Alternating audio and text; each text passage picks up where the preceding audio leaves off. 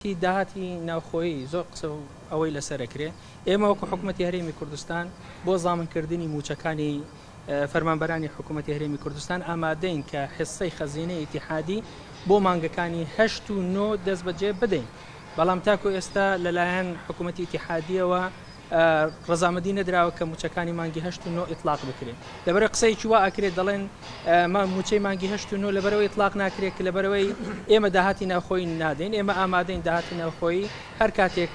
کە ڕێکارەکانی موچەی مانگی 8 و 9 ئامادە بکرێت ئێمە داهاتی ناوخۆیی بدەین ئەمە بابەتێکە ویستم تەوزیحێک بدەم بۆ ئەو بابەتە بابەتی دووەم بابەتی ڕێککەوتن لەسەر داهاتە ناوخۆیەکان تاکو ئێستا لەسەر ڕقمێک بۆ 3 مانگ ڕێککەوتین بەڵام بەداخەوە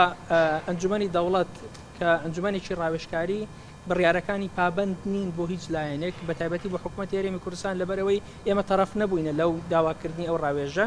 ئەم بابەتە تەفسیریان کردو بۆ حسەی خەزینەی ئیتیحادی لە داهاتە ناوخۆیەکانی هەرێمی کوردستان تەفسیرەکە پێچەوانەی دەستورە پێچەوانەی یاسا بەرکارەکانە کە لە ئاستی حکوومەتی ئیتیحادیشە لە دوایین کۆبوونەی ئەنجومەنی وەزیران بڕیار درا کە ئێمە نامەیەک بنێرین بۆ جەنابی سەرۆکوەزیرانی عێراق ئەو نامەیە بە ئیمزای جەنابی کاک مەسرور ئەو نامەیە تەوقیع کراوە کە تێیدا داوامان کردووە کە ڕێی ئەنجومەنی داوڵەت اعتیماد نەکرێت و لەبەرەوەی بنەمای پابندبوونی تێدانیە بۆ هەردوو لا و بە تایبەتی بۆ حکوومەتی هەرێمی